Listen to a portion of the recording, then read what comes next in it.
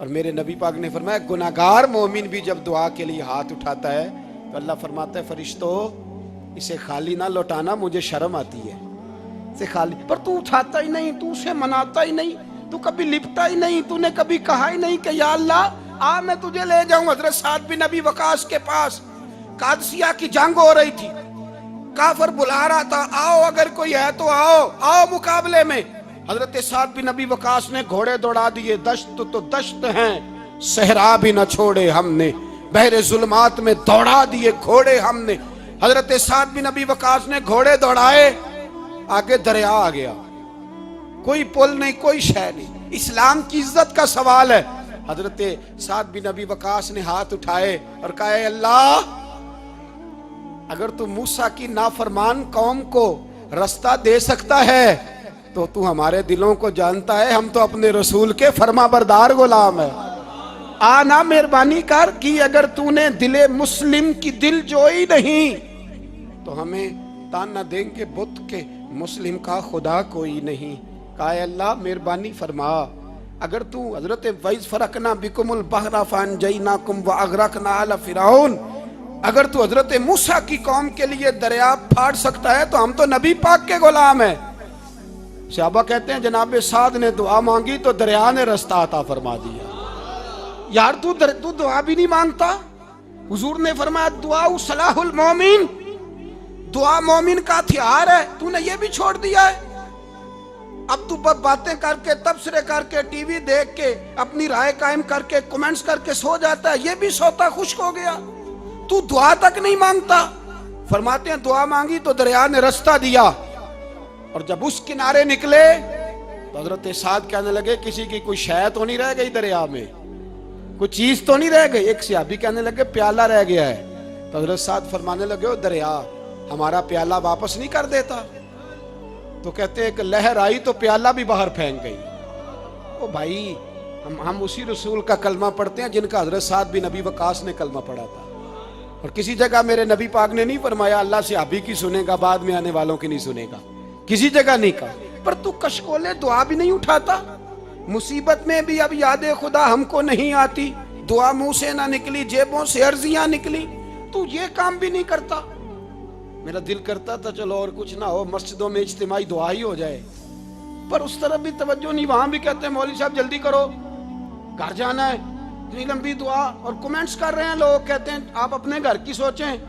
میرے بھائی دعا، صلاح الدین ایوبی فلسطین کی جنگ لڑ رہے تھے، خبر آئی کہ عیسائیوں کا ایک بحری بیڑا بحری جہاز اسلحہ لے کے آ رہا ہے، نیزے ہیں تلواریں ہیں تیر ہیں۔ صلاح الدین ایک بزرگ تھے، ان سے ملے تو کہنے لگے بابا جی آپ بھی دعا کرو۔ میں بھی دعا کرتا ہوں، مسلمانوں کے پاس پہلے اسلحہ نہیں، عیسائیوں نے اور منگا لیا ہے، کہیں ایسا نہ ہو مسلمانوں کے خلاف اتنا اسلحہ استعمال ہو۔ یہ بات کہی، بابا جی کو دعا کا کہا، خود مسجد اقصیٰ میں ساری رات روتے رہے۔ صلاح الدین ساری رات، ہمارا حکمران جسے ربنا آتنا فی الدنیا پوری نہیں پڑھنی آتی، اور اب تو ایسے پیر آ گئے ہیں میدان میں جو سورہ فاتحہ سیدھی نہیں سنا سکتے الا ماشاءاللہ۔ ساری رات صلاح الدین ایوبی روتے رہے۔ وہ بزرگ کہتے ہیں میں بھی کونے میں تھا، پر جس درد سے اس نے دعا مانگی میں نہیں مانگ سکا۔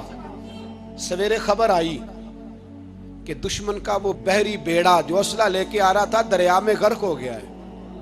صبح خبر آئی تو وہ شخص ایک آگے بابا جی سے کہنے لگا بابا جی وہ بحری بیڑا دریا میں غرق ہو گیا، تو بابا جی رو پڑے، کہنے لگے دریا میں غرق نہیں ہوا، صلاح الدین ایوبی کی آنسوؤں میں غرق ہو گیا ہے، اس کے آنسوؤں میں غرق ہو گیا ہے، اس نے رب سے دعا ہی ایسی مانگی اس کے آنسوؤں میں۔ تو دعا بھی نہیں مانگتا میرے بھائی مسلمانوں کے لیے، تو دعا بھی نہیں مانگتا۔ امام حسین میدان کربلا میں تھے، ایک راوی کہتا ہے 3 دن پانی بند رہا ہے، روٹی بند رہی ہے، پر قرآن پاک کی تلاوت 1 منٹ کے لیے بھی بند نہیں ہوئی، دعا اور التجا 1 منٹ کے لیے بھی بند۔ حسین کے خیمے سے یہ آواز بار بار آتی رہی، یا اللہ استقامت بھی دے اور صبر بھی عطا فرما۔ دعا کا رستہ بند، تلاوت بند نہیں ہوئی، اللہ کی بارگاہ میں سجدے بند نہیں ہوئے، تو چھوڑ گیا، تو دعا تک نہیں مانگتا۔ دعا تو انقلاب برپا کر دیتی ہے، دعا تو حالات بدل دیتی ہے، دعا تو تبدیلی لے آتی ہے. کوئی بیٹھا ہوا مجھے دور دعا دیتا ہے, بس دعا دیتا, فقط دعا دیتا ہے. کوئی بیٹھا ہوا مجھے دور دعا دیتا ہے, میں ڈوبتا ہوں پر سمندر اچھال دیتا ہے. وہ بھائی تو دعا بھی چھوڑ گیا.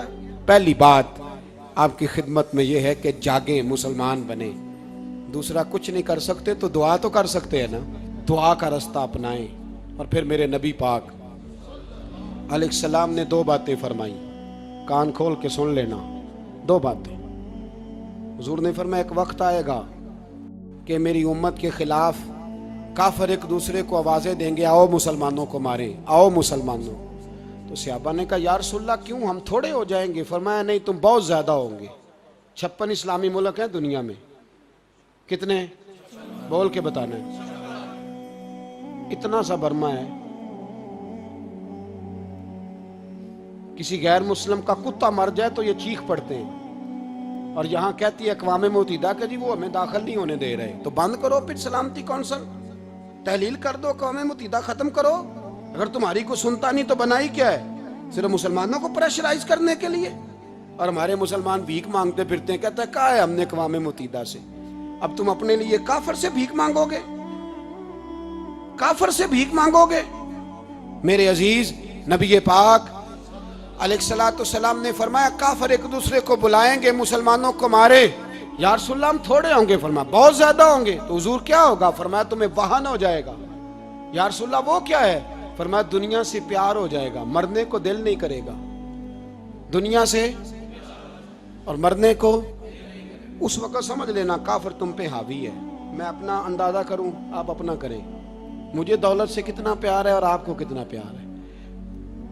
جھاگ کے سنیں یہ لفظ رسول پاک کے صلی اللہ علیہ. حضور نے فرمایا جب تجھے دنیا سے پیار ہو جائے, دولت سے پیار ہو جائے, اقتدار سے پیار ہو جائے, اور جب تجھے موت بری لگنے لگے, تیرا مرنے کو دل نہ کرے, پھر کافر تیرے اوپر چڑھ آئے گا. آج دولت ہی تو رہ گئی ہے, باقی بچا کیا ہے؟ میں اکثر کہتا ہوں شادیاں نہیں ہوتی, تجارتیں ہوتی ہیں. لڑکی والے کہتے ہیں کہ لڑکا زیور کتنا ڈالے گا, لڑکے والے کہتے ہیں لڑکی جہیز کتنا لائے گی. تجارت, ہر جگہ دولت, ہر جگہ پیسہ, ہر جگہ سرمایہ. جہاں جس معاشرے میں تلاوت بکے, نعت بکے, تقریر بکے, اس سے زیادہ اور تباہی کا معاملہ کیا ہوگا؟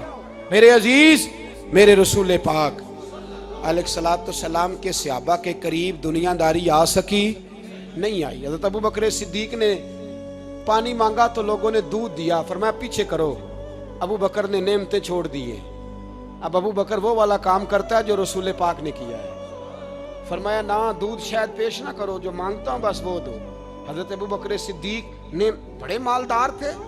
حضرت عمر فاروق رضی اللہ تعالیٰ عنہ کے پاس صحابہ کرام جمع ہو کے آئے. کون سا ایسا شخص ہے جس کی تنخواہ میں اضافہ ہو جائے؟ تو لوگ کہتے ہیں نہیں مجھے نہیں چاہیے. پر ہم نے وہ لوگ دیکھے ہیں. حاجی صادق صاحب کو مسجد والوں نے کہا 1000 روپیہ تنخواہ بڑھانی ہے, تو حاجی صاحب کہنے لگے میرا بڑا سونا گزارا ہوں ہے, مینوں نہیں بڑے نے. حضرت سیدنا عمر فاروق رضی اللہ تو صحابہ اکٹھے ہو کے گئے.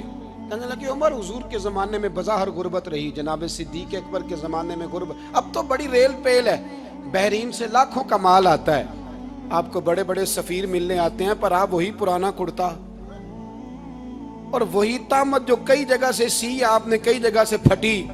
اور حضرت عمر ایک دن عید کی نماز پڑھانے گئے تھے تو ننگے پیر ہی چلے گئے. لوگوں نے کہا جوتا, فرمایا ٹوٹ گیا تھا یار, پہننے کے قابل نہیں تھا.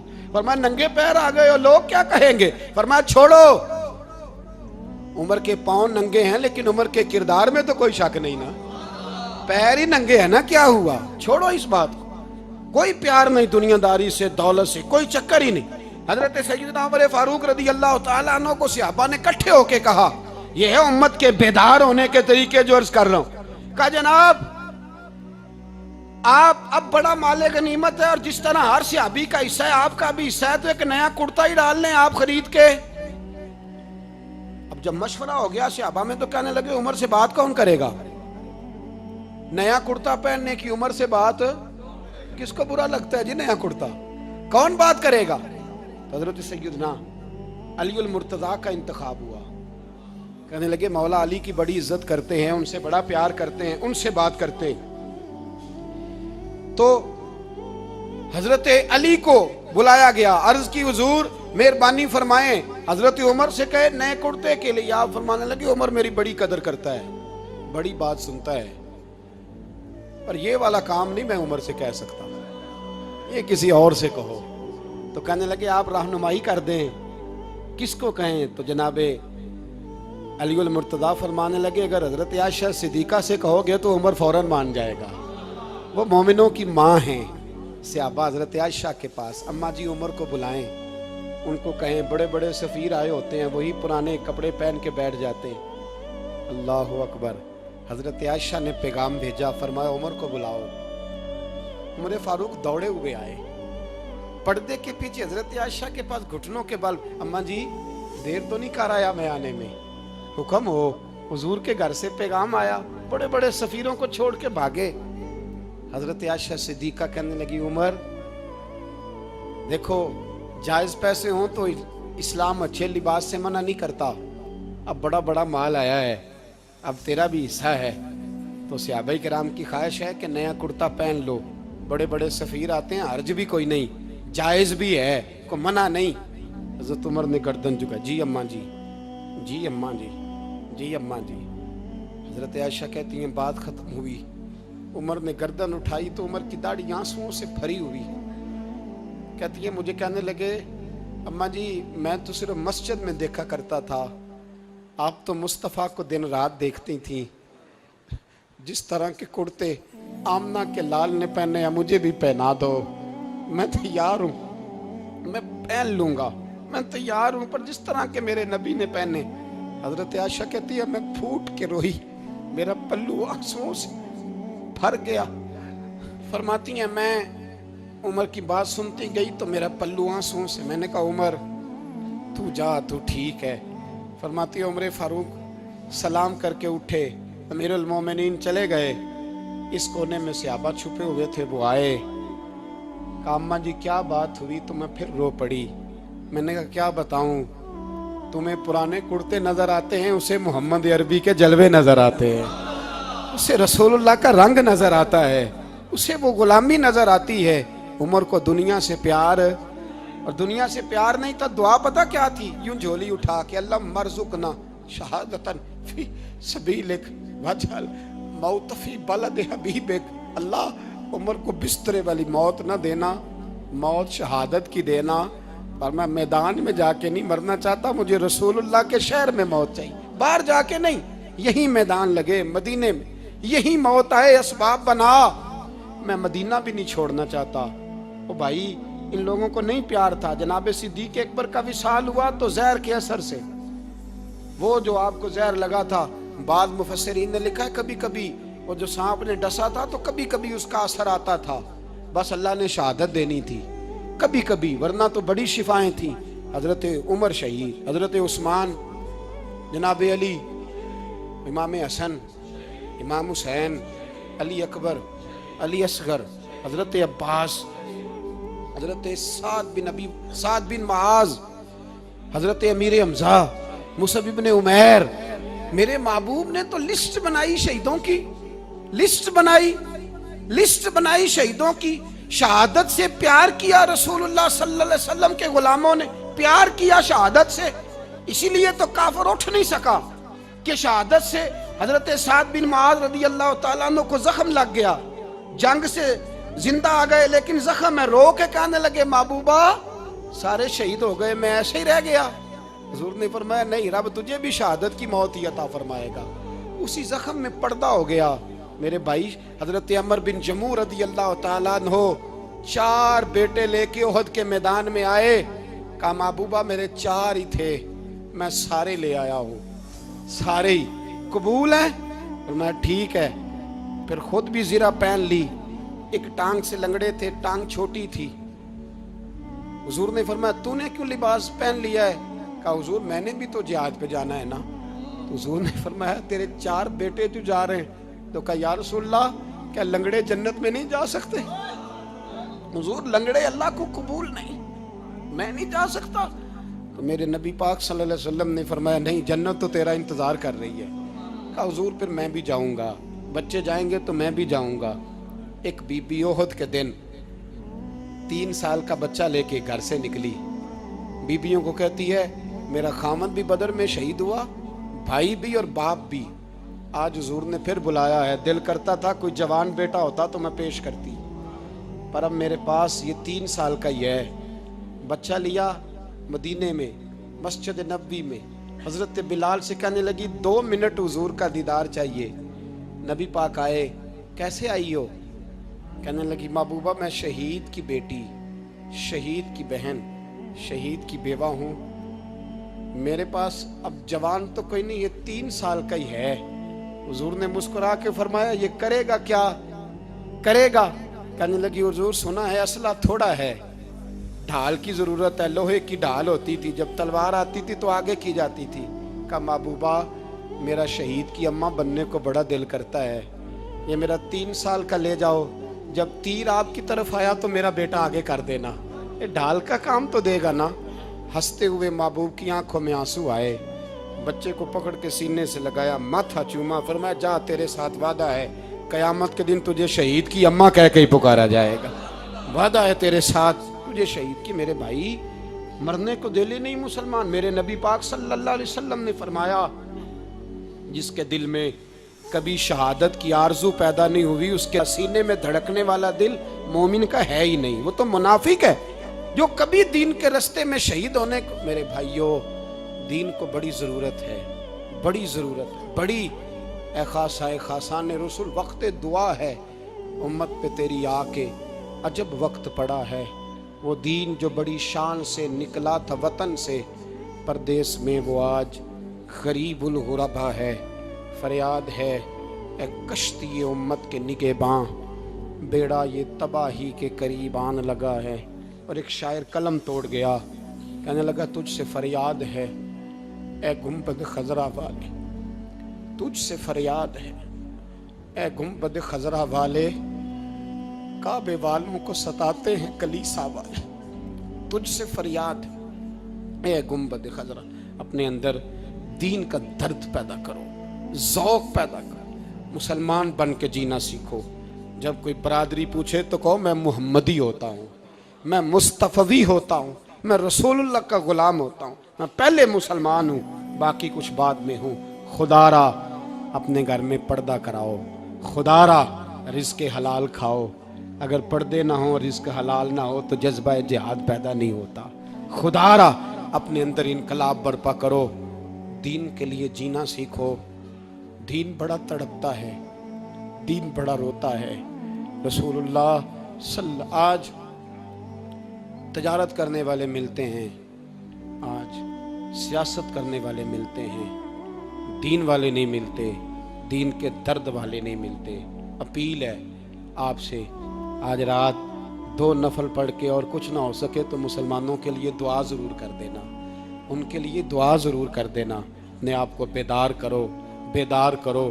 بھئی ہم تو آج تک اس لیے ڈر رہے ہیں کہ ہمارا چہرہ ہی نبی پاک جیسا نہیں بن سکا، تو داڑھی رکھنے میں بھی ہم ڈرتے ہیں، نمازی بننے، مسجد آباد کرنے میں، مسلمان کہلانے میں بھی تک خوف ہے۔ تو بتلاؤ نا اس سے آگے بات کب چلے گی؟ جہاد کی بات تو بڑی آگے جا کے ہے۔ بدل جاؤ، رسول اللہ کا غلام بن کے جینا سیکھو، نبی پاک صلی اللہ علیہ وسلم کی غلامی کا پٹا اپنے گلے میں ڈالو۔ یہی امام حسین کی سوچ ہے، یہی امام علی مقام کا پیغام ہے، اس کو کبھی فراموش نہ کرنا۔ امام حسین ہمیں بتا گئے سارا کچھ لٹ جائے پر دین کے اندر کوئی نقص واقعہ نہ ہونے پائے، کوئی شرابی، کوئی بے ایمان، کوئی لٹیرا کبھی اس کے سپورٹر نہ بننا۔